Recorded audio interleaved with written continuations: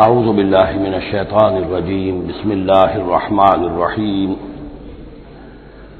وما قدر اللہ حق قدرہ اذ قالوا ما انزل اللہ علی بشر من شیء قل من انزل الكتاب الذي جاء به موسى نورا وهدى للناس تجعلونه قراطيس تبدونها وتخفون كثيرا وعلمتم ما لم تعلموا انتم ولا آباؤكم قل الله ثم ذرهم في خوضهم يلعبون وهذا كتاب انزلناه مبارك مصدق الذي بين يديه ولتنذر القرى ومن حولها والذين يؤمنون بالآخرة يؤمنون به وهم على صلاتهم يحافظون صدق اللہ العظیم۔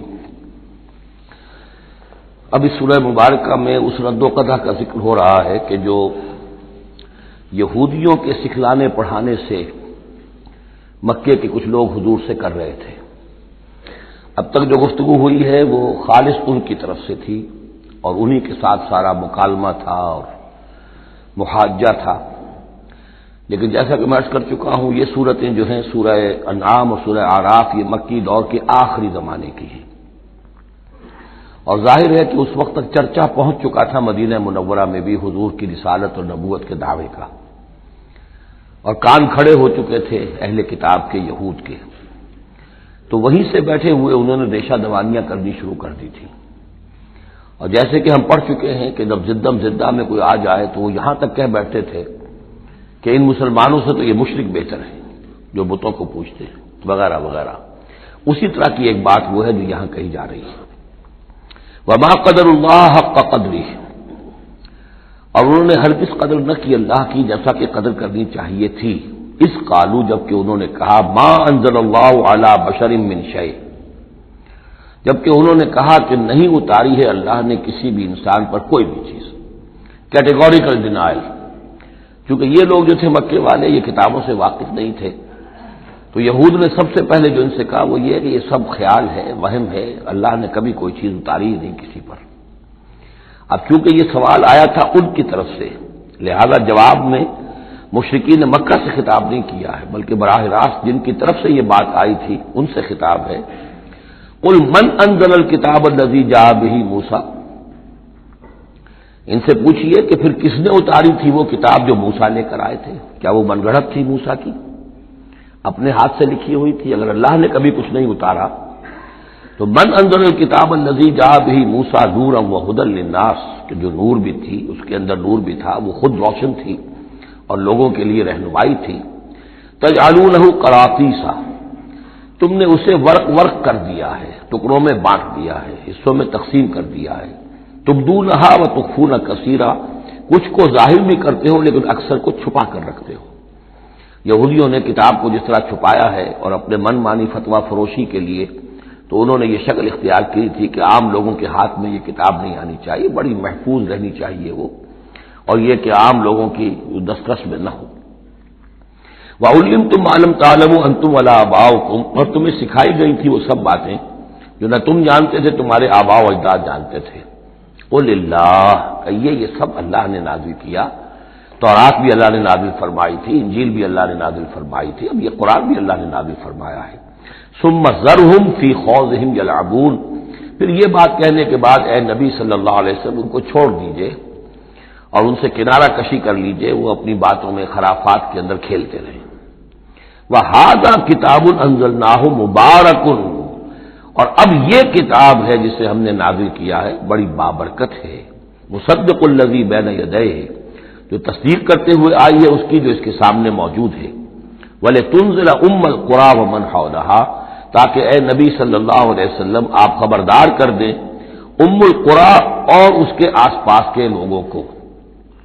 القرى، قرى قریے کی جمع ہے، قرى بستیوں کی ماں، بستیوں کی جڑ، بستیوں کی بنیاد۔ ہر ملک کے اندر ایک شہر ایسا ہوتا ہے کہ جو گویا کہ اس کے لیے مرکز کی حیثیت رکھتا ہے، دارالخلافہ کہیں، دارالحکومت کہیں۔ تو اگرچہ عرب میں کوئی حکومت نہیں تھی مرکزی حکومت، لیکن یہ کہ عرب میں، جزیرہ نما عرب میں مکہ مکرمہ کو القرى کی حیثیت حاصل تھی۔ یہی ایک شہر ایسا تھا کہ جہاں تو یہ کہ کعبہ تھا، تمام قبیلے جو ہیں وہ یہاں حج کے لیے آتے تھے، ان کا مذہبی مرکز تھا۔ پھر یہ کہ جو قریش کو خاص طور پر ایسٹ ویسٹ ٹریڈ کے اندر جو خاص مونوپولی حاصل ہو گئی تھی، اور وہ بھی اسی کعبے کی برکت کی وجہ سے، اس کی وجہ سے پیسے کی ریل پیل بھی تھی، قافلے آتے تھے جاتے تھے، یہیں سے ہو کر جو یمن سے قافلے چلتے تھے مکے سے ہو کر شام کو جاتے تھے، شام سے آتے تھے مکے سے ہو کر پھر یمن کو جاتے تھے. یہ القریٰ ہے. تو اے نبی ہم نے آپ کے پاس اب یہ کتاب نازل کی ہے جو مبارک ہے، تاکہ آپ القریٰ میں جو رہنے والے انہیں خبردار کریں، اور من حولہا، اور جو ان کے ارد گرد ہیں. اب یہ من حولہا کا معاملہ یہ ہے کہ اس کا تو دائرہ بڑھتا چلا جائے گا، اس لیے کہ ایک ماحول امیڈیٹ ہے، ایک ذرا اور فاصلے پر ہے، ایک اور فاصلے پر ہے.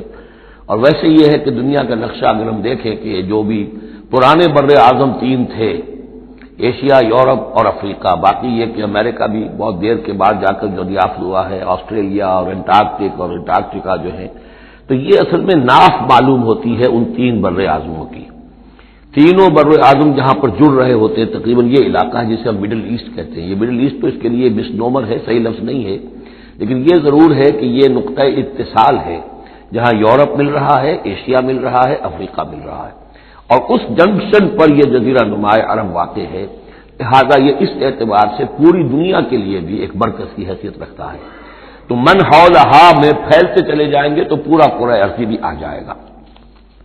والذین یؤمنون بالآخرۃ یؤمنون بہ، اور وہ لوگ جو آخرت پر ایمان رکھتے ہیں، یعنی یہ کہ ان لوگوں میں سے بھی، مشرکین میں سے بھی، ایک تو وہ جو سرے سے منکر ہیں بعث بعد الموت کے، لیکن جن کے ذہن میں کچھ بھی تصور ہے کہ نہیں ہے، اب یہ اٹھنا ہے، جواب دہی ہے، تو پھر یہ ہے کہ وہ اس پر ایمان لے آئیں گے.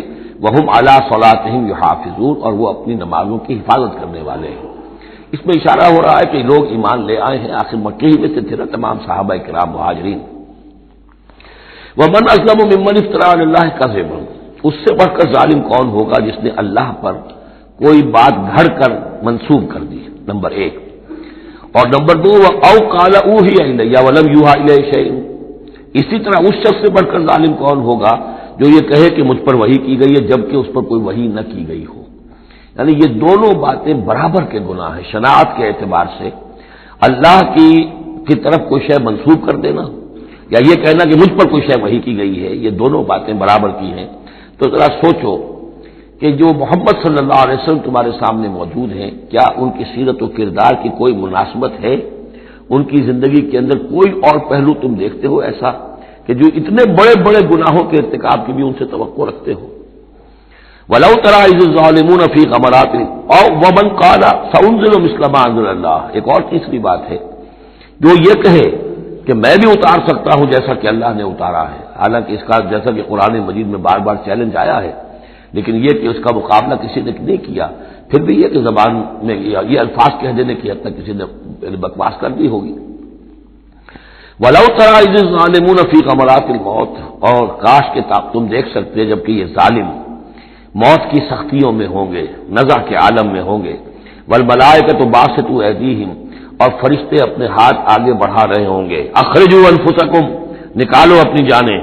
الیوم تجزون عذاب الہون بما کنتم تقولون علی اللہ غیر الحق، آج تمہیں نہایت اہانت آمیز سزا دی جائے گی، عذاب دیا جائے گا بسبب اس کے جو تم کہتے رہے تھے اللہ کی طرف منسوب کر کے ناحق باتیں.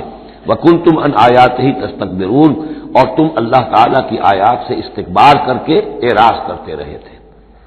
وَلَقَدْ جِئْتُمُونَا فُرَادَىٰ، اور پھر قیامت کے دن کہا جائے گا آ گئے ہو ہمارے پاس اکیلے اکیلے، کوئی تمہارے ساتھ لاؤ لشکر نہیں، کوئی تمہارے ساتھ ساز و سامان نہیں، تمہارے وہ خدم و حشم نہیں، کوئی تمہارے حمایتی نہیں، کوئی جماعت و جمعیت نہیں. کیونکہ یہ بات آگے بھی کہی گئی ہے سورہ مریم میں، وہ کلہم آتی ہے یوم القیامت فردا، قیامت کے دن ہر شخص کا جو محاسبہ انفرادی حیثیت میں ہوگا. اور ظاہر بات ہے اکیلا آدمی کھڑا ہوگا، نہ اس کے رشتہ دار ہیں، نہ ماں باپ ہیں، نہ اولاد ہے، نہ بیوی ہے، نہ بیوی کے ساتھ اس کا شوہر ہے، اور نہ ساز و سامان ہے، خدم و حشم ہے، کچھ بھی نہیں. لقد جئتمونا فرادا کما خلقناکم اول مرہ، جیسے کہ ہم نے تمہیں پیدا کیا تھا پہلی مرتبہ. اب یہ نوٹ کیجئے، خلقناکم اول مرہ، اس کا مطلب ہے تخلیق دو مرتبہ ہوئی ہے.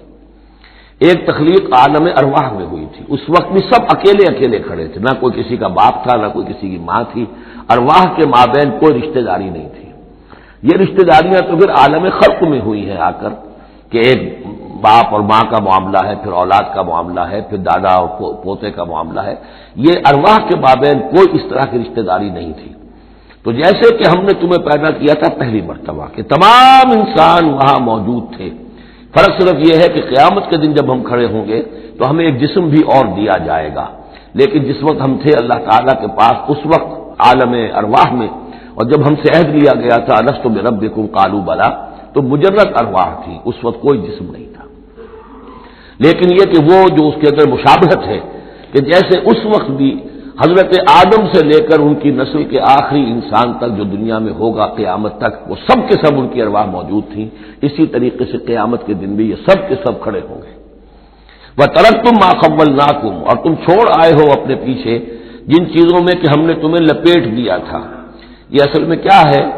میری ایک انا ہے، میری ایک روح ہے، وہ میرے جسم میں لپٹی ہوئی ہے۔ پہلا غلاف تو یہ جسم ہے، پھر اس غلاف کے اوپر کپڑوں کا غلاف ہے، کپڑوں کے اوپر پھر مکان کا غلاف ہے۔ ہم غلاف در غلاف جو ہے ہماری جو اصل حقیقت ہے، وہ جو اصل نفس الامری ہے ہماری روح، وہ در حقیقت ان غلافوں میں لپٹی ہوئی ہے۔ تو جو بھی غلاف ہم نے تم پر چڑھا دیے تھے وہ سب چھوڑ آئے ہو، وراء ظہورکم، اپنے پیچھے۔ وما نرى معكم شفعاءكم الذين زعمتم انهم فيكم شركاء، اور ہم دیکھ نہیں رہے تمہارے ساتھ کہ تمہارے وہ سفارشی نہیں آئے جن کے بارے میں تمہیں گھمنڈ ہو گیا تھا کہ وہ تمہارے معاملے میں شریک ہیں، سفارش کریں گے، تمہیں بچا لیں گے، چھڑا لیں گے ہمارے محاسبے سے، ہماری پکڑ سے۔ لقد تقطع بینکم، اب تمہارے مابین سارے رشتے ٹوٹ چکے، یعنی چاہے انہوں نے حضرت مسیح کو سمجھا ہو شفاعت کرنے والا، تو مسیح بھی اعلان برات کریں گے کہ میرا تم سے کوئی تعلق نہیں ہے، میں کوئی تمہاری شفاعت نہیں کر سکتا۔ کسی نے شیخ عبد القادر جیلانی کو سمجھا ہو تو وہ بھی اعلان برات کریں گے۔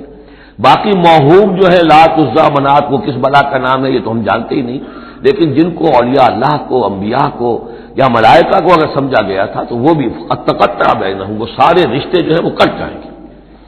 قد تقطع بینکم وضل عنکم ما کنتم تزعمون، اور اب سب ہوا ہو گئی ہیں، وہ چیزیں گم ہو گئی ہیں، تم سے جاتی رہی جن کا کہ تم زوم کیا کرتے تھے، جن کے سہارے پر تم حرام خوریاں کر رہے تھے۔ ان اللہ فالق الحب والنوا، یقیناً اللہ ہی ہے کہ جو دانے اور گٹھلی کو پھاڑتا ہے۔ دیکھیے عالم خلق کے اندر کیا شکل ہو رہی ہے کہ دانہ زمین میں ڈالا آپ نے، وہ پھٹتا ہے، اس میں سے دو کونپلیں سی نکلتی ہیں، یا آم کی گٹھلی ہے زمین میں دبائی ہے، گٹھلی پھٹے گی، اس میں سے دو پتے نکلیں گے۔ یہ کون کر رہا ہے؟ اگرچہ بظاہر خود بخود ہو رہا ہے، جو بھی اللہ تعالیٰ نے فزیکل اور کیمیکل چینجز کے یہاں پہ قوانین بنا دیے ہیں اس کے تحت ہو رہا ہے، یہ کرنے والا کون ہے؟ فاعل حقیقی کون ہے؟ جیسا کہ شیخ عبد القادر جیلانی ہی کا نام آیا تھا رحمۃ اللہ علیہ، تو انہوں نے اپنے جو وصایا ہے ان میں بڑا پیارا جملہ لکھا ہے کہ میرے بچے، اپنے بچے کے لیے وصیت لکھی تھی، اس حقیقت کو ہر وقت مستحضر رکھنا کہ لا فاعل فی الحقیقت ولا مؤثر الا اللہ، حقیقت میں مؤثر اور فاعل اللہ کے سوا کوئی نہیں۔ تاثیر ہے تو اس کی بنا پر ہے، اس کے اذن سے ہے۔ کوئی فعل کا ارادہ تم کر سکتے ہو، لیکن فعل کا بالفعل انجام پذیر ہونا یہ تمہارے اختیار میں نہیں ہے، یہ تو اللہ کے حکم سے ہوگا۔ ان اللہ فالق الحب والنوا، یقیناً اللہ ہی ہے پھاڑنے والا دانے اور گٹھلی کا۔ یخرج الحی من المیت ومخرج المیت من الحی، وہ نکالتا ہے زندہ کو مردہ میں سے، اور وہ نکالنے والا ہے مردہ کو زندہ میں سے۔ مخرج المیت من الحی ذالکم اللہ فانا تؤفکون، وہ ہے اللہ، لیکن تم کدھر بچلے جا رہے ہو، کدھر تم الٹے جا رہے ہو، اس اللہ کو پہچانو۔ فالق الاصباح، اب یہ فلق دوسرا بھی ہے، وہ ہے صبح کا پھاڑنے والا، رات کی سیاہی کا پردہ چاک کر کے سپیدہ سحر کو نمودار کرنے والا۔ یہ بھی خود بخود ہو رہا ہے، زمین کی گردش ہے، جو بھی ہے اس کے تحت ہو رہا ہے، لیکن یہ بھی یہ نہ سمجھے کہ یہ بھی اللہ تعالیٰ کے تصرف کے بغیر اور اس کی تدبیر کے بغیر ہے، بلکہ یہی ہوگا فالق الاصباح، صبح کی روشنی کا پھاڑنے والا۔ وجعل اللیل سکنا والشمس والقمر حسبانا، اب دیکھیے یہ ہے وہ آلاء اللہ جن کے حوالے سے اللہ کی عظمت، اللہ کی صفات، اللہ کی قدرت، ان سب چیزوں کو نمایاں کیا جا رہا ہے۔ التذکیر بآلاء اللہ۔ وجعل اللیل سکنا، اس نے بنا دیا ہے رات کو سکون کی جگہ، سکون کا وقت۔ والشمس والقمر حسبانا، اور سورج اور چاند کو اس نے بنا دیا حساب کے لیے، وہ حساب کا ایک نظام ہے جس کے تحت چل رہے ہیں، اسی سے دن وجود میں آ رہے ہیں، رات وجود میں آ رہی ہے، اسی سے مہینے وجود میں آ رہے ہیں۔ ذالک تقدیر العزیز العلیم، یہ اندازہ ہے مقرر کیا ہوا اس ہستی کا جو العزیز ہے اور العلیم ہے، زبردست ہے اور سب کچھ جاننے والی ہے۔ وَهُوَ الَّذِي جَعَلَ لَكُمُ النُّجُومَ لِتَهْتَدُوا بِهَا فِي ظُلُمَاتِ الْبَرِّ وَالْبَحْرِ، اور وہی ہے کہ جس نے ستاروں کو بنا دیا ہے تمہارے لیے کہ ان سے تم راستہ پاؤ۔ اندھیری راتوں کے اندر قافلے چلتے تھے تو ستاروں سے وہ سمت معین کر کے چلتے تھے، اسی طریقے سے جہاز رانی ہوتی تھی سمندر میں تو آپ کو معلوم ہے ستاروں ہی سے وہ اپنا رخ معین کرتے تھے۔ لِتَهْتَدُوا بِهَا فِي ظُلُمَاتِ الْبَرِّ وَالْبَحْرِ، خشکی اور سمندر کی تاریکیوں میں تم ان ستاروں سے راستہ پاتے ہو۔ قد فصلنا الآیات لقوم یعلمون، ہم نے تو اپنی آیات کو واضح کر دیا، اس کی تفصیل بیان کر دی، کھول کھول کر بیان کیا ان لوگوں کے لیے جو علم رکھتے ہیں یا جو علم حاصل کرنا چاہیں۔ وَهُوَ الَّذِي أَنشَأَكُم مِّن نَّفْسٍ وَاحِدَةٍ، اور وہی ہے کہ جس نے تمہیں اٹھایا ایک جان سے۔ یہ سب جو ہے ظاہر بات ہے کہ ایک جان سے بنا ہے، جو بھی پوری کی پوری یہ جو نسل انسانی بنی ہے وہ ایک جان سے بنی ہے۔ اس میں یہ بھی ہو سکتا ہے کہ مراد حضرت آدم علیہ السلام ہو، اور یہ بھی ہو سکتا ہے اگر کوئی حقیقت ہے ایوولوشن تھیوری میں تو اس کو آپ ٹریس کریں اور امیبا تک لے جائیں، وہ بھی ایک جان ہے۔ اس جان سے ہی پھر مختلف ارتقائی مراحل طے کرتے ہوئے، اس میں پہلے کوئی سیکس نہیں تھا، پھر ہوتے ہوتے سیکس ظاہر ہوا، تو اسی سے خلق منہا زوجہا والی بات جو ہے، اور اس پر ڈاکٹر رفیع الدین مرحوم نے قرآن اور علم جدید جو ان کی کتاب ہے اس میں بہت عمدہ تحقیق ان کی ہے، اور مولانا منصر اصلاحی صاحب نے بھی اس کی تصویر کی ہے۔ تو جن لوگوں کو دلچسپی ہو اس کتاب کا مطالعہ کریں کہ یہ ایک جان سے پیدا کرنے کا مطلب کیا ہے۔ فمستقر و مستودع، اس نے بنایا تمہیں ایک جان سے، لیکن پھر یہ کہ تمہارے لیے ایک تو مستقل ٹھکانہ ہے اور ایک ہے کچھ دیر کے لیے امانت کے طور پر رکھے جانے کی جگہ۔ اب یہ مستقر کیا ہے، مستودع کیا ہے، اس پر 3 قول ہیں مفسرین کے۔ پہلا قول تو یہ ہے کہ مستقر تو ہے دنیا، جہاں ہم آئے ہیں، اب مجھے یہاں 66 برس ہونے کو آئے ہیں، میں یہاں اس دنیا میں ہوں، لیکن مستودع کیا تھا، تھوڑی دیر کے لیے جو میں رہا ہوں اپنی والدہ محترمہ کے بطن میں رہا ہوں، تو وہ رحم مادر جو ہے وہ مستودع تھا، کچھ دیر کے لیے وہاں امانتاً انسان رہتا ہے اور پھر وہ دنیا میں آتا ہے، وہ مستقر ہے۔ دوسری رائے یہ ہے کہ مستقر تو آخرت ہے اور قبر ہے مستودع، قبر میں رکھا جاتا ہے انسان کو، اور یہ گویا کہ عالم برزخ جو ہے یہ عارضی ودیت کرنے کی جگہ ہے، عارضی طور پر امانتاً رکھنے کی جگہ ہے، پھر جانا ہے۔ مستقر جو ہے وہ آخرت ہے۔ تیسری رائے یہ ہے کہ مستقر آخرت ہے اور مستودع دنیا ہے، دنیا میں جو وقت ہم گزار رہے ہیں یہ آخرت کے مقابلے میں بہت ہی عارضی ہے۔ اس حوالے سے اسے بھی کہا جا سکتا ہے کہ یہ بہت ہی عارضی سی امانت کی جگہ ہے۔ قد فصلنا الآیات لقوم یفقہون، ہم نے تو اپنی آیات کو واضح کر دیا ہے اور تفصیل بیان کر دی ہے ان لوگوں کے لیے جو تفقہ سے کام لیں، غور کریں، سوچیں، سمجھیں۔ وَهُوَ الَّذِي أَنزَلَ مِنَ السَّمَاءِ مَاءً، اور وہی ہے کہ جس نے اتارا ہے آسمان سے یا بلندی سے پانی۔ فَأَخْرَجْنَا بِهِ نَبَاتَ كُلِّ شَيْءٍ، پھر ہم نے نکال دیا اس کے ذریعے سے ہر شے کی نباتات، اگنے والی ہر شے جو ہے نباتات زمین سے نکالی۔ فَأَخْرَجْنَا مِنْهُ، تو ہم نے اس کے ذریعے نکالے اس میں سے خضرا، سرسبز کھیتی، نخرج منہ حبا متراکبا، جس میں سے ہم نکالتے ہیں کہ جو دانے ہیں ایک دوسرے کے اوپر چڑھے ہوئے ہیں۔ اب سٹا ہے تو چاہے وہ کوئی کسی بھی یعنی اس کا ہے اناج کا، اب کس طریقے سے کہ دانے کے اوپر دانا چڑھا ہوا ہوتا ہے، حبا متراکبا، یہ دانے ایک دوسرے کے اوپر چڑھے ہوئے ہوتے ہیں۔ ومن النخل من طلعها قنوان دانیۃ، اور کھجور کے گابھے میں سے گوشے ہوتے ہیں کہ جو لٹکتے ہوئے ہوتے ہیں۔ وجنات من اعناب، اور باغات ہم نے بنا دیے ہیں جو کہ کھجور انگوروں کے ہیں۔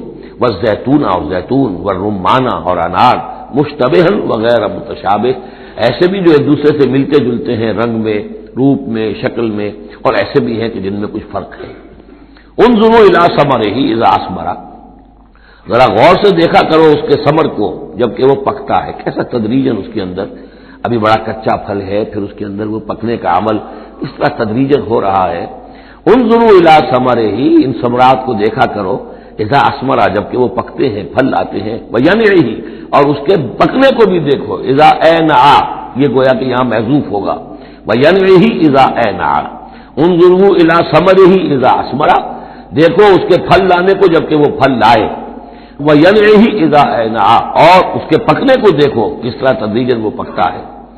ان فی ذالکم لآیات لقوم یؤمنون، یقیناً اس میں ہے نشانیاں ان لوگوں کے لیے جو ایمان لانا چاہیں یا جو ایمان رکھتے ہو۔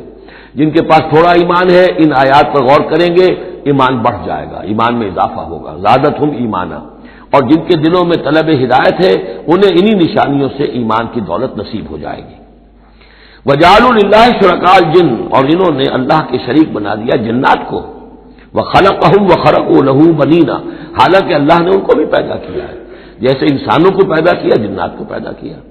فرق صرف یہ ہے کہ جنات کو آگ سے پیدا کیا، اور جنات جو ہے اپنی طبعی طور پر اس کائنات میں بہت دور تک ان کی رسائی ہے۔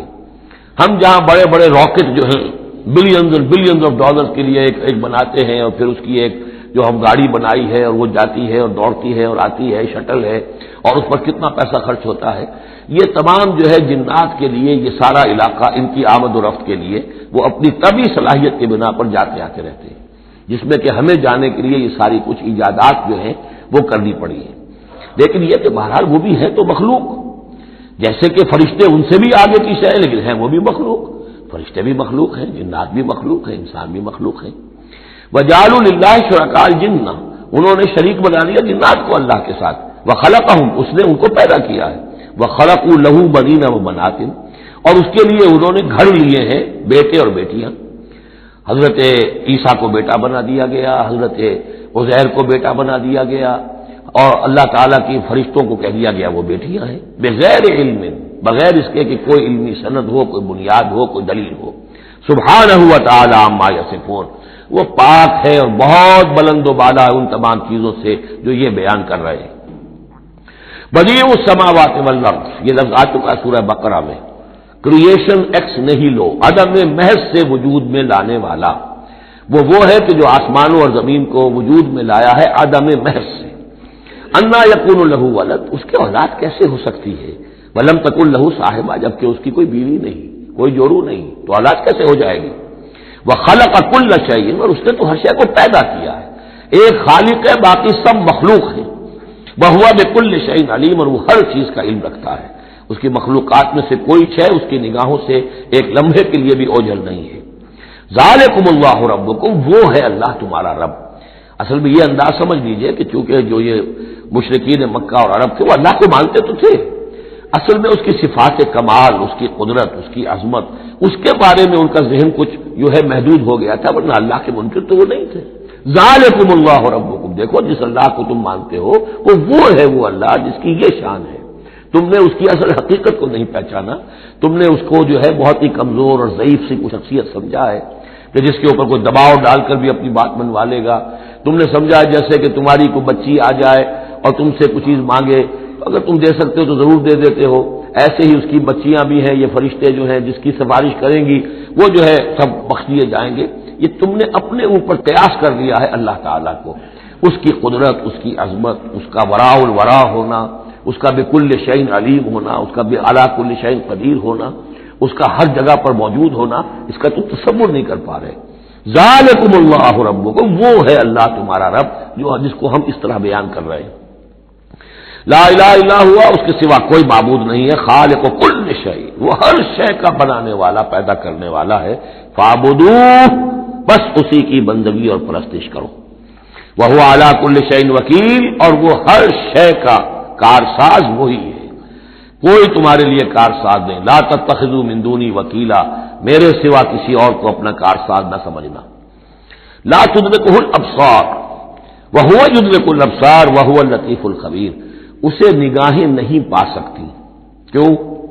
هو اللطیف، وہ اتنا لطیف ہے، اتنا لطیف ہے، اتنا لطیف ہے کہ تمہاری نگاہیں اسے نہیں پا سکتی، نہیں دیکھ سکتی۔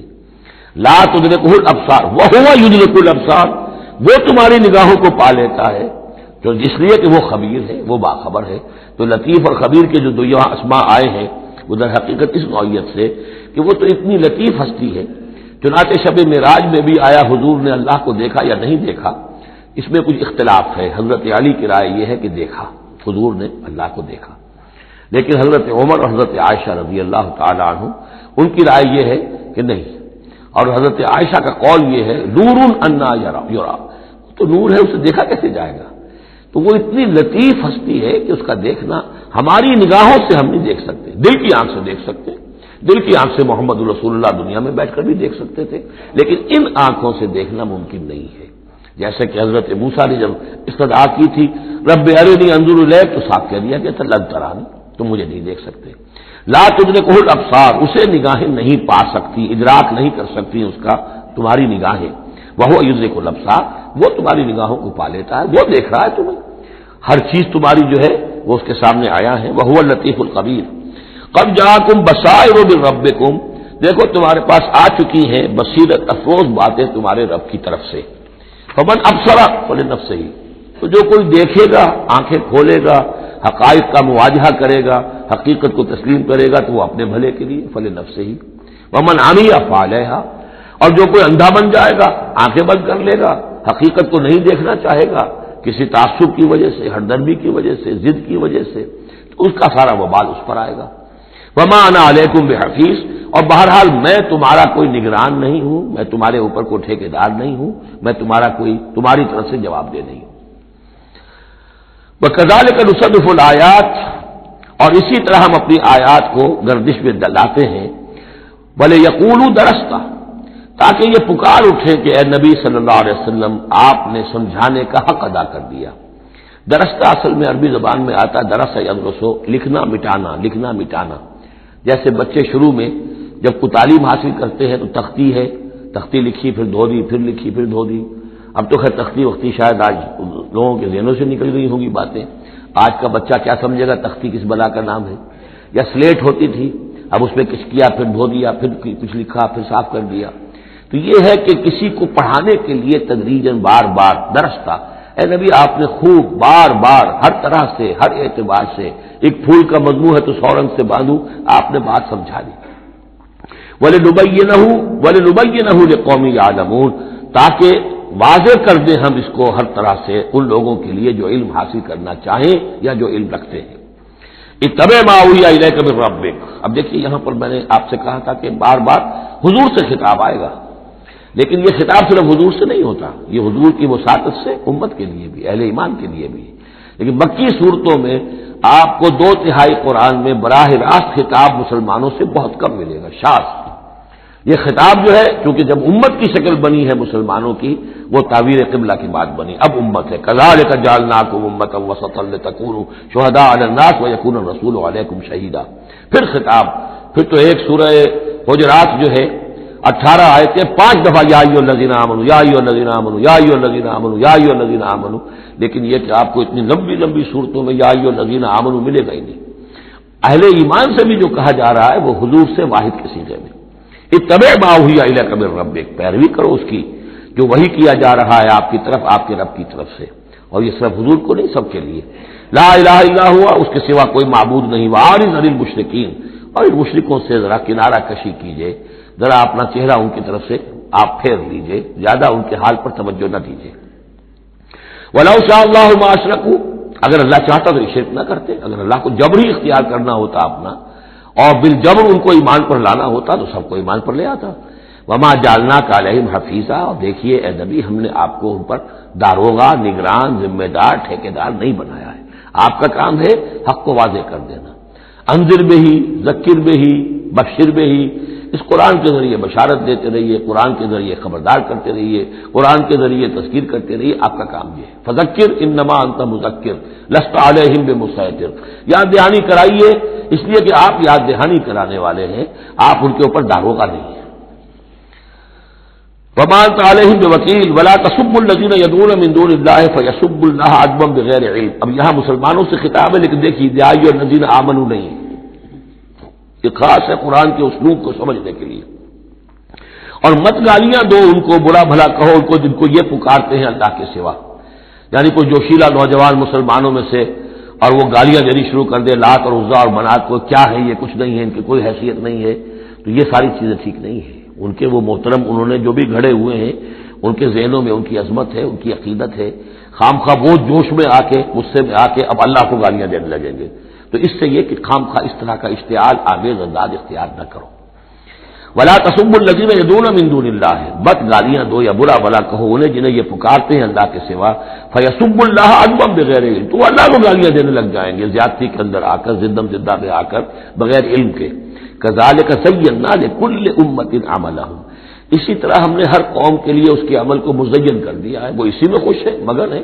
ہمارے آباء و اجداد کی مورتیاں ہیں، یہ دیویاں ہیں، دیوتا ہیں، اس میں مگن ہے، ان کے احساسات ہیں، ان کے جذبات ہیں. سمجھاؤ ضرور، انذار کرو، تبشیر کرو، تذکیر کرو، تبلیغ کرو، نصیحت کرو، سب کچھ کرو، لیکن یہ ہے کہ ان کے ساتھ گالم گلوچ نہیں اور ان کے معبودوں کو برا بھلا کہنا نہیں. ثم الی ربہم مرجعہم، پھر ان کے رب ہی کی طرف ان سب کو لوٹنا ہے. فینبئہم بما کانوا یعملون، وہ ان کو جتلا دے گا جو کچھ کہ وہ کرتے رہے تھے. واقسموا باللہ جہد ایمانہم، اور وہ قسمیں کھا کھا کر کہتے ہیں. ابھی وہی آ گیا جو عمود ہے اس سورہ مبارکہ کا. کچھ عرصے سے کچھ رکوعوں سے اس کا تذکرہ نہیں آیا تھا، اب پھر بڑے شد و مت کے ساتھ وہی بات، دکھاؤ ہمیں معجزہ، دکھاؤ ہم ایمان لے آئیں گے. کیوں نہیں دکھاتے معجزہ؟ نبوت کا دعویٰ ہے، رسالت کا دعویٰ ہے، عام دعویٰ تو نہیں کر رہے ہو تم، کیوں نہیں کوئی معجزہ دکھاتے؟ جب خود کہتے ہو کہ موسیٰ نے دکھائے، عیسیٰ نے دکھائے، فلاں نے دکھائے، قوم سمود کو دکھا دیا گیا معجزہ، تو آخر کیا قیامت آ گئی؟ ہمیں کیوں نہیں معجزہ دکھاتے؟ وَأَقْسَمُوا بِاللَّهِ جَهْدَ أَيْمَانِهِمْ، اور اپنے عوام پر اثر ڈالنے کے لیے قسم، خدا کی قسم ہے محمد ہم ایمان لے آئیں گے. آپ دکھائیے تو صحیح ایک دفعہ معجزہ. کیا بگڑتا تھا ان کا قسمیں کھانے میں؟ اقسموا باللہ جہد ایمانہم، وہ اللہ کی قسمیں کھا رہے ہیں اپنی پوری قوت کے ساتھ، شد و مت کے ساتھ. لئن جاءتم آیۃ لیؤمنن بہا، اگر آیت آ جائے، نشانی آ جائے، معجزہ دکھا دیا جائے، وہ لازماً ایمان لے آئیں گے. قل انما الآیات عند اللہ، کہہ دیجئے نشانیاں تو سب اللہ کے اختیار میں، میرے اختیار میں نہیں. اللہ کا فیصلہ وہ نہیں دکھانا چاہتا. اب اس میں جو اثر پڑ سکتا تھا اہل ایمان پر، اس کا جواب ہے آگے. وما یشعرکم، اے مسلمانوں تمہیں کیا پتا ہے، انہا اذا جاءت لا یؤمنون، جب وہ نشانی آ جائے گی تب بھی یہ نہیں مانیں گے، لیکن ان کی مہلت ختم ہو جائے گی، پھر وہ عذاب فوری طور پر آ جائے گا. ابھی در حقیقت اس میں خیر ہے، اس میں بھلائی ہے، اسی میں ان کے لیے اپنے اوپر سختی جھیل لو، اپنے اوپر جو بھی اس وقت تنگی آ گئی ہے، ضیق ہے، اس کو برداشت کرو، لیکن یہ کہ یہ چیز ان کے قوم کے حق میں، لوگوں کے حق میں مفید نہیں ہوگی. اور اب جو آیت آئی ہے وہ بہت ہی اہم ہے. وَنُقَلِّبُ أَفْئِدَتَهُمْ وَأَبْصَارَهُمْ كَمَا لَمْ يُؤْمِنُوا بِهِ أَوَّلَ مَرَّةٍ، ہم ان کے دلوں کو الٹ دیں گے، ان کی نگاہوں کو الٹ دیں گے، اس لیے کہ وہ ایمان نہیں لائے تھے پہلی مرتبہ. دیکھیے یہ قاعدہ قانون اب اچھی طرح سمجھ لیجئے جو سورہ بقرہ کے شروع ہی میں آ گیا تھا پہلے رکوع میں. انسان کا معاملہ یہ ہے کہ اللہ تعالیٰ نے اسے جو صلاحیتیں دی ہیں، اگر وہ اس کو استعمال کرے گا تو اس صلاحیت میں اضافہ ہوتا ہے. آپ علم جو ہے لوگوں کو سکھائیں گے، آپ کے علم میں اضافہ ہوگا. آپ آنکھ کا استعمال کریں گے، آنکھ کی بصارت برقرار رہے گی. پٹی باندھ دیجیے آنکھ پر، 2-4 مہینے تک پٹی بندھی رہے، بصارت ظاہر ہو جائے گی. اس جوڑ کا کام ہے کہ یہ چلے، حرکت کرے. اس کے اوپر آپ پلاسٹر لگا دیجیے، کئی مہینے لگا رہے، اس کی حرکت ختم ہو جائے گی، لاک ہو جائے گی. جو صلاحیت اللہ نے دی ہے اس کا استعمال نہیں ہوگا تو وہ ہوتے ہوتے وہ صلاحیت پھر زائل ہو جاتی ہے، ضائع ہو جاتی ہے، سلب ہو جاتی ہے. ایک باطنی صلاحیت ہے حق کو پہچاننے کی. میرے اندر وہ صلاحیت ہے، مجھ پہ حق منکشف ہوا اور میرے دل نے گواہی دی حق ہے، میں نے اس کو دیکھنے سے انکار کر دیا، نہیں مانوں گا میں، ضد کی وجہ سے، تعصب کی وجہ سے، ہر درمی کی وجہ سے. اب اس کے بعد دوبارہ پھر کہیں وہ حق کی ایک چنگاری سی روشن ہوئی، اب اس کا اثر آپ پر کم ہوگا، اس کے اثرات جو ہیں وہ کم ہوں گے. ہوتے ہوتے وہ شکل ہو جائے گی کہ اب سرے سے وہ حق کے پہچاننے کی صلاحیت ہی ختم ہو جائے گی. اس کو کہا ہے ختم اللہ علی قلوبہم وعلی سمعہم وعلی ابصارہم غشاوہ، اللہ نے مہر کر دی ہے ان کے دلوں پر اور ان کی سماعت پر اور ان کی آنکھوں کے آگے پردے ڈال دیے، اس لیے کہ اب مہر ہو گئی، جس کو انگریزی میں ہم کہتے ہیں پوائنٹ آف نو ریٹرن. اب اس انتہا کو پہنچ چکے ہو تم کہ یہاں سے واپسی کا کوئی امکان نہیں. ہر معاملے میں کوئی ایک وقت ہوتا ہے کہ ابھی آپ واپس جا سکتے ہیں، کوئی پسپائی کوئی اختیار کر سکتے ہیں، کوئی واپس جا سکتے ہیں، کوئی شرافت کے ساتھ کہیں جو ہے وہ آپ ریٹریکٹ کر سکتے ہیں اپنے سٹیپس کو، ایک حد کے بعد پھر ممکن نہیں ہوتا. اسی کو یہاں کہا ہے کہ چونکہ جب پہلی مرتبہ حق ان پر منکشف ہو گیا، اللہ نے حجت قائم کر دی، حق منکشف ہو گیا، پہچان لیا ان کے دل نے، ان کی روح نے کہ بصیرت باطنی نے کہ یہ حق ہے، تو فوراً مان لیتے تو خیریت تھی. چونکہ انہوں نے نہیں مانا تو اب تو ہم ان کے دلوں کو الٹ دیں گے، 100 معجزے بھی دیکھ لیں گے تو یہ ایمان نہیں لائیں گے. وَنُقَلِّبُ أَفْئِدَتَهُمْ وَأَبْصَارَهُمْ ہم الٹ دیں گے ان کے دلوں کو بھی، ان کی نگاہوں کو بھی، کما لم یؤمنوا بہ اول مرہ، جیسے کہ وہ ایمان نہیں لائے تھے پہلی مرتبہ، وَنَذَرُهُمْ فِي طُغْيَانِهِمْ يَعْمَهُونَ، ان کو چھوڑ دیں گے اپنی سرکشی کے اندر بڑھتے چلے جائیں. یہی وہ لفظ آ گیا جو شروع میں سورہ بقرہ کے آ چکا ہے، باطنی اندھاپا جو ہے. ایک ہے عین میم یہ آنکھوں کا اندھا ہو جانا، ایک ہے عین میم ہے دل کا اندھا ہو جانا. ہم چھوڑ دیں گے یہ باطنی جو ان کی ذہنی، نفسیاتی اور اخلاقی جو ان کی گمراہیاں ہیں اور جو اندھیارے ہیں ان میں بھٹکتے ہوئے چھوڑ دیں گے. وَلَوْ أَنَّنَا نَزَّلْنَا إِلَيْهِمُ الْمَلَائِكَةَ، اب پھر خطاب ہو رہا ہے، اگر ہم ان کے اوپر فرشتے اتار دیتے، یعنی ان کو جو یہ کہہ رہے ہیں کہ فرشتہ آیا، فرشتوں کی فوجیں اتار سکتے ہیں، دکھا سکتے ہیں کہ فرشتہ آسمان سے اتر رہا ہے. وَكَلَّمَهُمُ الْمَوْتَىٰ، اور خواہ ان سے موت مردہ جو ہے قبروں سے نکل نکل کر بات کرتے ہیں. وَحَشَرْنَا عَلَيْهِمْ كُلَّ شَيْءٍ قُبُلًا، اور ہر چیز ہم لا کر ان کے سامنے رو در رو کر دیتے، جمع کر دیتے. مَا كَانُوا لِيُؤْمِنُوا إِلَّا أَن يَشَاءَ اللَّهُ، تب بھی یہ نہیں ہے ایمان لانے والے اللہ یہ کہ اللہ چاہے. تو اللہ چاہے اور کسی کے اندر اس کی اگر طلب ہے تو اللہ تعالیٰ ان معجزوں کے بغیر بھی لوگوں کی آنکھیں کھول رہا ہے. جو ایمان لائے ہیں وہ معجزے دیکھ کر تو نہیں لائے، وہ طالب حق تھے، انہیں حق جو ہے مل گیا. وَلَٰكِنَّ أَكْثَرَهُمْ يَجْهَلُونَ، لیکن ان کی اکثریت جو ہے وہ جاہلوں پر مشتمل ہے، اور جاہل سے مراد جذباتی لوگ جو عقل سے کام نہیں لیتے بلکہ اپنے جذبات کے اندر کے اعلی کار بن جاتے ہیں. اگلی آیت جو ہے یہ بھی بہت اہم ہے، ایک فلسفہ دین کے اعتبار سے، بلکہ فلسفہ تحریک، دعوت و تحریک کے اعتبار سے بہت اہم ہے.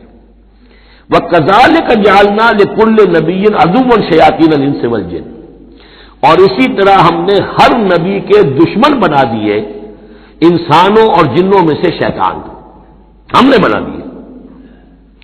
سوچیے، غور کیجیے، نبی کے لیے تو مدد چاہیے تھی، کیوں شیطان اٹھا دیا اللہ نے ان کے خلاف؟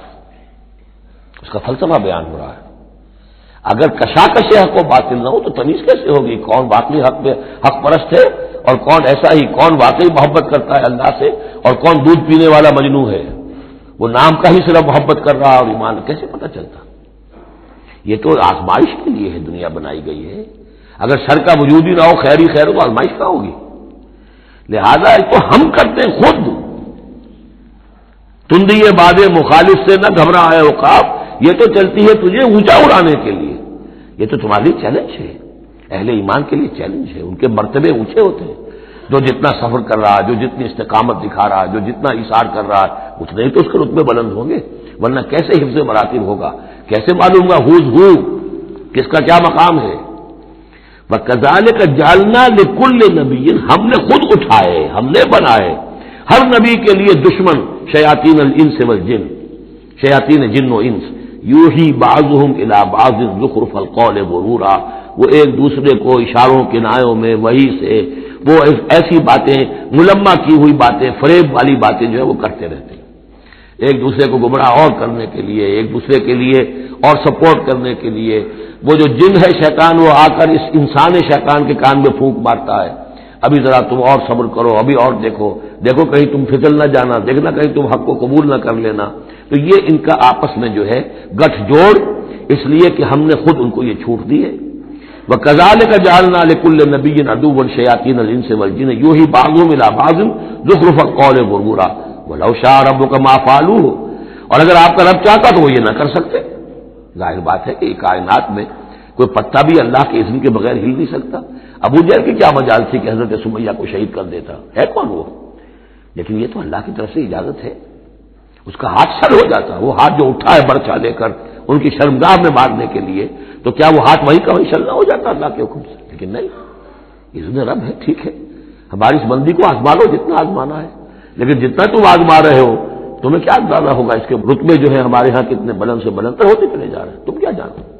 یا لیت قومی یعلمون بما غفر لی ربی وجعلنی من المکرمین، کاش میری قوم کو معلوم ہو جائے، میری بیوی رو رہی ہوگی، میرے بچے رو رہے ہوں گے کہ ہمارا باپ جو ہے وہ شہید کر دیا گیا، کاش وہ جان سکتے کہ مجھے میرے رب نے کیا میرا اعزاز فرمایا ہے، میں یہاں کس عیش و آرام میں ہوں. ان کے رونے کا کیا سوال، وہ خوشیاں مناتے. تو یہ صورتحال ہے. وَلَوْ شَاءَ رَبُّكَ مَا فَعَلُوهُ فَذَرْهُمْ وَمَا يَفْتَرُونَ، تو چھوڑیے آپ ان کو، جو یہ افتراء کر رہے ہیں کرنے دیجیے. یہ ہماری سنت ہے، ہمارا طریقہ ہے، ہمارا فلسفہ یہی ہے. وَلِتَصْغَىٰ إِلَيْهِ أَفْئِدَةُ الَّذِينَ لَا يُؤْمِنُونَ بِالْآخِرَةِ وَلِيَرْضَوْهُ وَإِنْ يَخْتَلِفُوا مَا هُمْ مُخْتَلِفُونَ، تاکہ مائل ہو جائیں ان کی طرف ان لوگوں کے دل جو آخرت پر ایمان نہیں رکھتے۔ یہاں دیکھیے اصل میں کیا بات ہے کہ جیسے الیکٹروسس ہوتا ہے، پانی کو الیکٹرولسس جب ہوتا ہے، ایک پازیٹو ایک نیگیٹو، اب وہ جو آئنز ہیں وہ ادھر ادھر ہو جائیں گے۔ تو اللہ تعالیٰ نے حق و باطل کی کشاکش رکھی ہے، اس کشاکش کا نتیجہ کیا ہے؟ آئونائزیشن ہو جائے گی، حق اور باطل کا جو ہے، حق والے ادھر کو جمع ہو جائیں گے، باطل والے ادھر جمع ہو جائیں گے۔ اور اس کے لیے جو ہے یہ اس معاشرے کے اندر، انسانی معاشرے کے اندر یہ تقسیم، یہ تمییز، جیسے کہ ہم سورہ آل عمران میں پڑھ چکے ہیں، حتی یمیز الخبیث من الطیب، یہ خبیث اور طیب جو ہے گڈمڈ ہوئے ہیں، یہ آزمائشیں آتی ہیں، تکلیفیں آتی ہیں، امتحانات آتے ہیں، تو خبیث علیحدہ اور طیب علیحدہ، منافق علیحدہ، صاحب ایمان علیحدہ۔ تو فرمایا لِتَصْغَىٰ إِلَيْهِ أَفْئِدَةُ الَّذِينَ لَا يُؤْمِنُونَ بِالْآخِرَةِ، تاکہ ان کی طرف، ان شیاطین جن و انس کی جو باتیں ہیں پھیلائی ہوئی، ان کی طرف متوجہ ہو جائیں، مائل ہو جائیں ان لوگوں کے دل جو آخرت پر ایمان نہیں رکھتے، وَلِيَرْضَوْهُ، اور تاکہ وہ اس کو پسند بھی کریں، اور پھر وہ جو بھی اپنے برے اعمال کا جو انبار جمع کرنا چاہتے ہیں جمع کر لیں، وَلِيَخْتَلِفُوا مَا هُمْ مُخْتَلِفُونَ أَفَغَيْرَ اللَّهِ أَبْتَغِي حَكَمًا، پھر وہی سوال اسی طرح میں نے کہا تھا، سرچنگ کوشچن، کیا تم چاہتے ہو میں اللہ کے سوا کسی کو حکم بناؤں اپنا؟ اب پس منظر میں وہ ہے کہ اللہ کو مانتے تھے، تم کیا چاہتے ہو؟ جسے تم مانتے ہو میں نے تو اس کو اپنا رب بنایا ہے، بس باقی جو تم نے گھر لیے ہیں اس کے لیے کوئی سند ہو تو پیش کر لو، تو میں کسی اور کو ماننے کو تیار نہیں۔ ایک جگہ آیا ہے قُلْ إِنْ كَانَ لِلرَّحْمَٰنِ وَلَدٌ فَأَنَا أَوَّلُ الْعَابِدِينَ، اگر اللہ کا کوئی بیٹا ہوتا سب سے پہلے میں پوچھتا اس کو، جب میں اللہ کو پوچھتا ہوں، اس کی پرستش کرتا ہوں، تو اللہ کے بیٹا ہوتا تو میں کیوں نہ پوچھتا اس کو؟ نہیں ہے اللہ کا بیٹا۔ یہ ہے در حقیقت قرآن مجید کا انداز سمجھانے کا، بڑا فطری، اس میں منطق کم اور جذبات سے اپیل ہے، دروں بینی انٹراسپیکشن کی طرف دعوت ہے، اپنے دل میں جھانکو، ذرا غور کرو، اپنے گریبان میں منہ ڈالو، سوچو، غور کرو، تمہیں خود یہ حقیقتیں جو ہے نظر آ جائیں گی۔ أَفَغَيْرَ اللَّهِ أَبْتَغِي حَكَمًا، تو کیا میں اللہ کے سوا کسی اور کو اپنا منصف اور حکم بنا لوں؟ وَهُوَ الَّذِي أَنزَلَ إِلَيْكُمُ الْكِتَابَ مُفَصَّلًا، جبکہ وہ تو وہ ہے کہ جس نے تمہاری طرف ایک بڑی مفصل کتاب نازل کر دی ہے، کتنی واضح کتاب نازل کر دی ہے۔ وَالَّذِينَ آتَيْنَاهُمُ الْكِتَابَ يَعْلَمُونَ أَنَّهُ مُنَزَّلٌ مِّن رَّبِّكَ، اور جنہیں ہم نے کتاب دی تھی پہلے وہ جانتے ہیں، دلوں میں جانتے ہیں، زبان سے مانے یا نہ مانے، کہ یہ منزل ہے، یہ نازل کی گئی ہے من ربک، آپ کے رب کی طرف سے ہے نبی، بالحق، حق کے ساتھ، فلا تکونن من الممترین، تو ہرگز نہ ہو جانا شک کرنے والوں میں۔ وتمت کلمۃ ربک صدقا وعدلا، اور آپ کے رب کی بات تو سچائی اور عدل پر مبنی ہونے کے اعتبار سے درجہ تمام و کمال کو پہنچ چکی ہے۔ تمت کلمۃ ربک، تیرے رب کی بات پوری ہو چکی، مکمل ہو چکی۔ الیوم اکملت لکم دینکم واتممت علیکم نعمتی وتمت کلمۃ ربک صدقا وعدلا، اس کی ہر بات صداقت پر اور ہر بات اس کی عدل پر مبنی ہے، اور اس اعتبار سے وہ نقطۂ کمال کو پہنچ چکی ہے۔ لا مبدل لکلماتہ، اس کی باتوں کا کوئی بدلنے والا نہیں۔ وہو السمیع العلیم، وہ سب کچھ سننے والا اور جاننے والا ہے۔ وَإِن تُطِعْ أَكْثَرَ مَنْ فِي الْأَرْضِ يُضِلُّوكَ عَنْ سَبِيلِ اللَّهِ، اور اگر تم پیروی کرو گے زمین میں بسنے والوں کی اکثریت کی تو وہ تو تمہیں اللہ کے راستے سے لازماً گمراہ کر دے گی۔ یہ بڑی اہم آیت ہے قرآن مجید کی جدید جمہوری نظام کی نفی کے لیے۔ جمہوریت ایک طرز حکومت ہے کہ جس میں بندوں کو گنا کرتے ہیں، تولا نہیں کرتے۔ قرآن کہہ رہا ہے زمین کی اکثریت جو ہے، اگر تو فیصلہ کن یہی بات ہے اکثریت کدھر اقلیت کدھر، تو اکثریت تو دنیا میں ہمیشہ باطل پرستوں کی رہی ہے۔ دور صحابہ میں صحابہ کتنے تھے؟ پوری دنیا کی آبادی کے حساب سے گنتی کیجئے، لاکھ میں ایک نہیں بنے گا۔ اس حوالے سے غور کریں۔ ان تُطِعْ أَكْثَرَ مَنْ فِي الْأَرْضِ يُضِلُّوكَ عَنْ سَبِيلِ اللَّهِ، اصل بات کیا ہے؟ ہاں ایک جگہ اکثریت آ سکتی ہے، موٹی موٹی باتیں جو دین کی ہیں وہ تو اس بنیاد پر مانی جائیں گی کہ اللہ اس کے رسول نے یہ فرمایا ہے، یہ لینڈ مارکس ہے۔ اس کے اندر مباحات کے درمیان فیصلہ اکثریت کی بنیاد پر کر لیا جائے۔ شراب حرام ہے وہ تو سرو نہیں کی جا سکتی. آپ کے ہاں کوئی دعوت ہونی ہے, کوئی تقریب ہے, اب اس میں سوچ رہے ہیں کہ کیا سرو کیا جائے. بھائی شراب تو حرام ہے, اللہ اور اس کے رسول کا حکم ہے, وہ تو سرو نہیں ہو سکتی. اب یہ کہ شربت جو ہے روح افزا سرو کیا جائے یا 7 اپ یا اسپرائٹ سرو کیا جائے, یہ مباحات میں سے یا اکثریت کا فیصلہ کر لیجیے, کوئی بات نہیں, جو اکثریت کی رائے ہو. لیکن ایبسولوٹ اتھارٹی اکثریت کے پاس, ساورنٹی اکثریت کے پاس, انا للہ و انا الیہ راجعون. وَإِن تُطِعْ أَكْثَرَ مَن فِي الْأَرْضِ يُضِلُّوكَ عَن سَبِيلِ اللَّهِ. ساورنٹی اللہ کے پاس رہے گی, اس کا حکم اپنی جگہ پر. باقی مباحات کے دائرے میں آپ اکثریت کی رائے پر بھی چل سکتے ہیں. ان يتبعون الا الظن, یہ نہیں پیروی کر رہے مگر صرف ظن و تخمین کی, اٹکل پچوں کی. وَإِنْهُمْ إِلَّا يَخْرُصُونَ, اور یہ نہیں کچھ کر رہے سوائے اس کے کہ کچھ اندازے انہوں نے مقرر کیے ہیں. ان ربک هو اعلم من يضل عن سبیلہ, آپ کا رب خوب واقف ہے ان سے کہ جو اس کے راستے سے بھٹک چکے ہیں. وہ عالم بالمہتدین, اور وہ خوب واقف ہے ان سے بھی جو ہدایت کی راہ پر ہیں. فَكُلُوا مِمَّا ذُكِرَ اسْمُ اللَّهِ عَلَيْهِ إِن كُنتُم بِآيَاتِهِ مُؤْمِنُونَ, تو کھاؤ ان چیزوں میں سے جن پر اللہ کا نام لیا گیا ہے اگر تم اس کی آیات پر ایمان رکھتے ہو. یہ پھر وہی جو عرب کے اندر مشرکوں میں جو جاہلی تصورات تھے, توہمات تھے, تو ان کو پھر رد کرنے کے لیے, بلکہ پھر نہیں کہنا چاہیے, یہ تو مکی صورتیں ہیں, یہ کام تو ہو چکا تھا. باقی یہ کہ وہ تو جو بھی آخری پھر ٹچز تھے وہ سورہ مائدہ وغیرہ میں دیے گئے. وَمَا لَكُمْ أَلَّا تَأْكُلُوا مِمَّا ذُكِرَ اسْمُ اللَّهِ عَلَيْهِ, یہ تم نے جو بنا لی ہے چیزیں, اب ان کے اوپر چاہے وہ حام اور صائبہ اور یہ وسیلہ اور یہ وہ کوئی شے اللہ نے مقرر نہیں کی ہے, ان کو ذبح کرو. حلال جانور ہے, اونٹ ہے, کچھ اور ہے, اس کو حلال کر سکتے ہو, اللہ کا نام لو کھاؤ. وَمَا لَكُمْ أَلَّا تَأْكُلُوا مِمَّا ذُكِرَ اسْمُ اللَّهِ عَلَيْهِ وَقَدْ فَصَّلَ لَكُم مَّا حَرَّمَ عَلَيْكُمْ, جبکہ اللہ تعالیٰ تفصیل بیان کر چکا ہے تمہارے لیے وہ ان چیزوں کی جو حرام کی گئی ہیں. یہ سورۃ النحل کے اندر بھی یہ مضمون چونکہ آیا تھا, وہ آگے چل کر پڑھیں گے 14ویں پارے میں, لہذا وہ سورت اس سے پہلے نازل ہوئی ہے, لہذا فرمایا جا رہا ہے کہ وہ تمہارے اوپر اس کی تفصیل پہلے ہی بیان کی جا چکی ہے. الا ما اضطررتم الیہ, اس میں بھی تمہارے لیے گنجائش ہے کہ اگر اضطرار ہے, جان پر بنی ہوئی ہے, بھوک سے جان نکل رہی ہے, تو ان حرام چیزوں میں سے بھی کچھ کھا کر جان بچائی جا سکتی ہے. وَإِنَّ كَثِيرًا لَيُضِلُّونَ بِأَهْوَائِهِمْ بِغَيْرِ عِلْمٍ, اور اکثر لوگ جو ہے وہ بغیر کسی تحقیق کے, بغیر علم کے, اپنی خواہشات کی بنا پر لوگوں کو گمراہ کرتے پھرتے ہیں. ان ربک هو اعلم بالمعتدین, اور یقیناً تیرا رب خوب جانتا ہے ان حد سے تجاوز کرنے والوں کو. وَذَرُوا ظَاهِرَ الْإِثْمِ وَبَاطِنَهُ, اور چھوڑ دو, تعلق منقطع کر لو ہر طرح کے گناہ سے, چاہے وہ کھلا ہو یا چھپا ہو.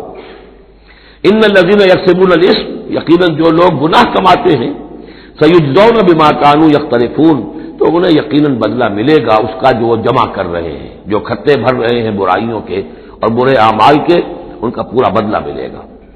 ولا تاکلوا مما لم یذکر اسم اللہ علیہ, اور مت کھاؤ اس میں سے جس پر اللہ کا نام نہ لیا گیا ہو.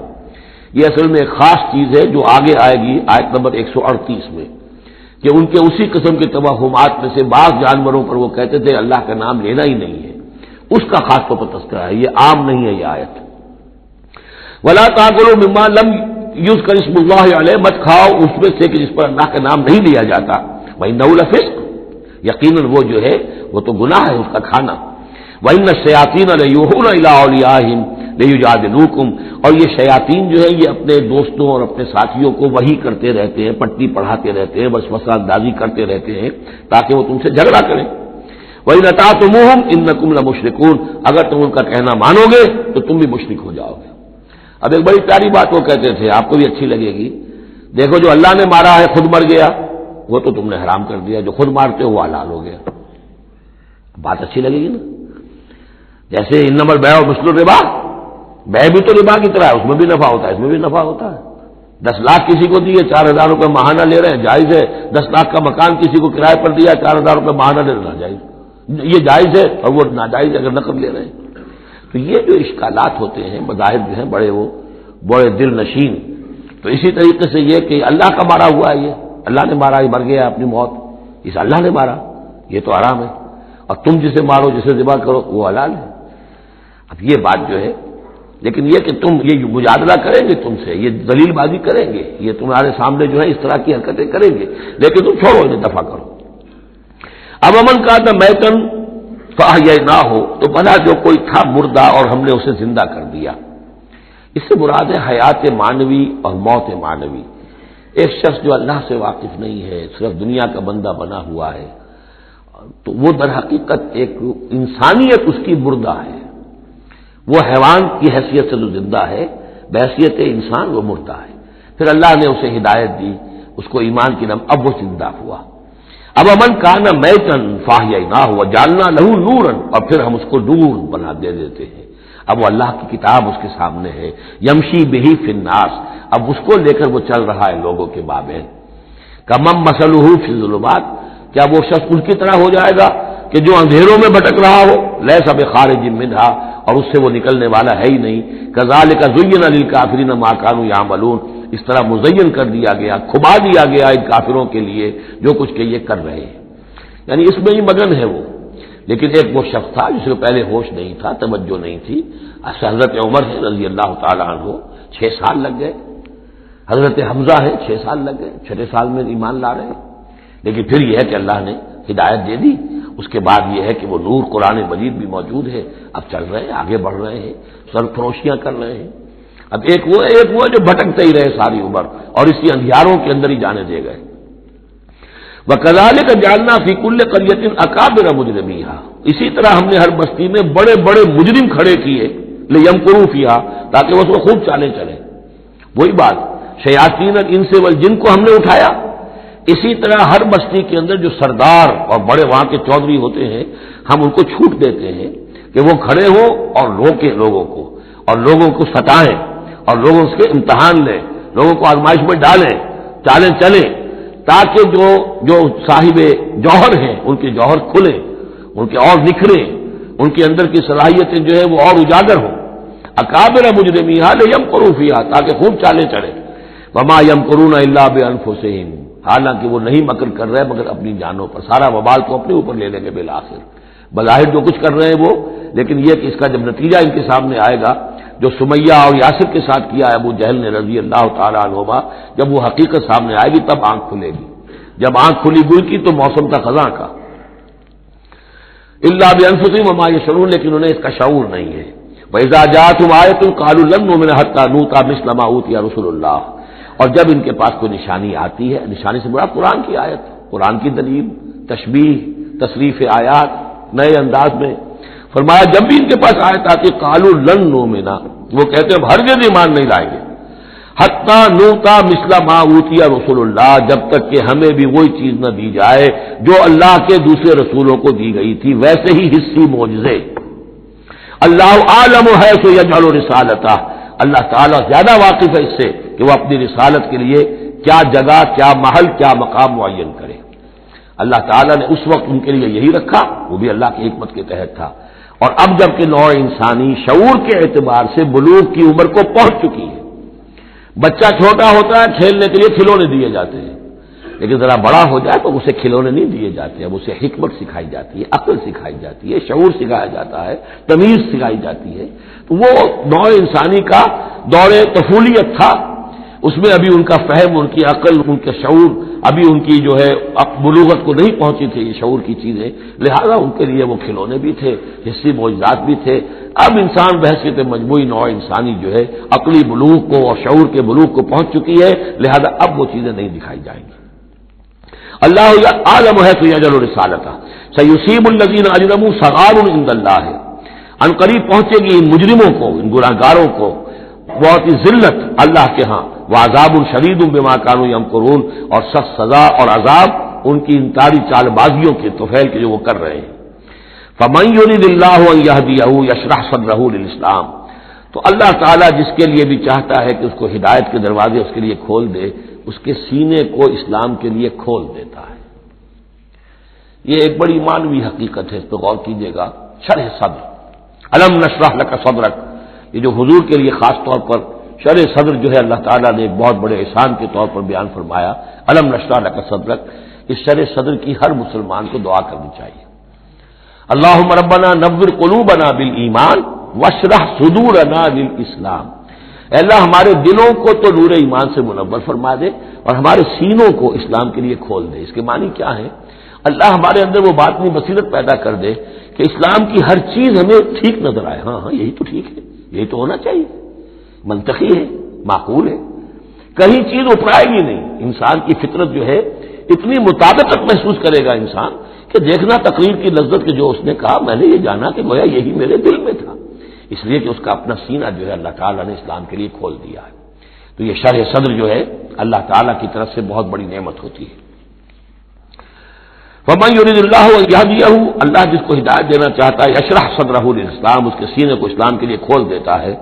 ومن یرید ان یضلہ، اور جس کے بارے میں وہ طے کر دے کہ اس کو تو اب گمراہی ہی پر رکھنا ہے، یجعل صدرہ ضیقا، اس کے سینے کو تنگ کر دیتا ہے، حرجا، بہت ہی تنگ اندر سے، کانما یصعد فی السماء، ایسے محسوس کرتا ہے جیسے اسے آسمان پر چڑھنا پڑ رہا ہے، جیسے اونچائی پر چڑھتے ہوئے سانس پھول جاتا ہے، آدمی کو معلوم ہوتا ہے کہ میرا شاید دل دھڑک دھڑک کر باہر ہی نکل آئے گا۔ یہ ہے کہ ان کو حق کا قبول کرنا اتنا مشکل ہو جاتا ہے۔ جس شخص کے لیے اللہ تعالیٰ کی طرف سے شرح صدر ہے وہ حق کو قبول کرتا ہے، تکلیف بھی آتی ہے تو بڑی آسانی سے جھیل جاتا ہے، اور ایک وہ ہے کہ ذرا سا امتحان آ گیا تو معلوم ہوا کہ بس قیامت ٹوٹ پڑی، اور اب تو ایک قدم اور اٹھانا جو ہے، اور جس کو ہم کہتے ہیں قدم من بھر کے، پاؤں جو ہے من بھر کے ہو گئے، بوجھل ہو گیا انسان، وہ بات نہیں۔ فرمایا کذالک یجعل اللہ الرجس علی الذین لا یؤمنون، اور اسی طریقے سے اللہ تعالی عذاب یا گندگی ڈال دیتا ہے ان پر جو ایمان نہیں لاتے۔ وَهَذَا صِرَاطُ رَبِّكَ مُسْتَقِيمًا، اور یہ ہے تیرے رب کا سیدھا سیدھا راستہ۔ قد فصلنا الآیات لقوم یذکرون، ہم نے اپنی آیات خوب تفصیل سے بیان کر دی ہیں ان لوگوں کے لیے جو تذکر اخذ کرنا چاہیں، نصیحت حاصل کرنا چاہیں، ہدایت حاصل کرنا چاہیں۔ لہم دار السلام عند ربہم، ان کے لیے سلامتی والا گھر ہے ان کے رب کے پاس، جنت کے لیے دوسرا لفظ ہے دار السلام۔ وہو ولیہم، وہی ان کا مددگار ہے، پشت پناہ ہے، وہی ان کا حمایتی ہے، ان کا دوست ہے۔ بما کانوا یعملون، بسبب ان کے عمل کے، وہ جو عمل کر رہے ہیں انہوں نے اللہ کی دوستی ارن کی ہے، انہوں نے اپنی قربانیوں سے، اپنے ایثار سے، اپنی محنتوں سے جو جد و جہد کی ہے، جو مشقتیں جھیلی ہیں، تو انہوں نے بما کانوا یعملون، اس کی وجہ سے وہ گویا کہ اللہ تعالیٰ کی دوستی کے مستحق ہو گئے ہیں۔ وہو ولیہم بما کانوا یعملون ویوم یحشرہم جمیعا، اور جس دن کہ وہ جمع کرے گا ان کو سب کو، یا معاشر الجن، اللہ تعالیٰ فرمائے گا اے جنوں کی جماعت، قد استکثرتم من الانس، واقعتا تم نے تو انسانوں میں سے بہتوں کو ہتھیا لیا۔ جو کہا تھا اس بڑے جن نے، عزازیل نے، کہ تو دیکھے گا وما تجد اکثرهم شاکرین، کہ ان کی اکثریت شکر کرنے والی نہیں ہو گئی، تو گویا کہ ایک طرح کا شاباش جو ہے اللہ تعالیٰ کی طرف سے ان کو دی جائے گی۔ یا معاشر الجن قد استکثرتم من الانس، تم نے تو بہت سے انسانوں کو ہتھیا لیا۔ وقال اولیاؤہم من الانس، اور جو ان کے ساتھی تھے انسانوں میں سے، ان کی غیرت ذرا جاگے گی کہ اللہ تعالیٰ نے یہ کیا کہہ دیا کہ ان جنات نے ہمیں جو ہے ہتھیا لیا اور شکار کر دیا۔ ربنا، وہ یہ کہیں گے ربنا استمتع بعضنا ببعض، پروردگار ہم میں سے بعض نے بعض سے فائدہ اٹھایا، ہم ان سے کام لیتے رہے، یہ ہم سے کام لیتے رہے، ہم نے ان کو موکل بنایا، ان کے ذریعے سے غیب کی خبریں، کہانت کی دکانیں چمکائیں۔ قال اولیاء من الانس ربنا استمتع بعضنا ببعض وبلغنا اجلنا الذي اجلت لنا، اور اب ہم اپنی اس مدت کو پہنچ چکے جو تو نے ہمارے لیے مقرر کر دی تھی۔ قال النار مسواکم، اللہ فرمائے گا اب آگ ہے تمہارا ٹھکانہ، خالدین فیہا الا ما شاء اللہ، اب تم رہو گے اسی میں ہمیشہ ہمیش سوائے اس کے جو اللہ چاہے۔ ان ربک حکیم علیم، یقیناً تیرا رب حکیم اور علیم ہے۔ وکذالک نولی بعض الظالمین بعضا بما كانوا یکسبون، اور اسی طرح ہم ساتھی بنا دیتے ہیں اور ملا دیتے ہیں بعض ظالموں کو بعض ظالموں کے ساتھ ان کے کرتوتوں کی وجہ سے، ان کی کبائی کی وجہ سے۔ بارک اللہ لی ولکم فی القرآن العظیم ونفعنی وإیاکم بالآیات والذکر الحکیم۔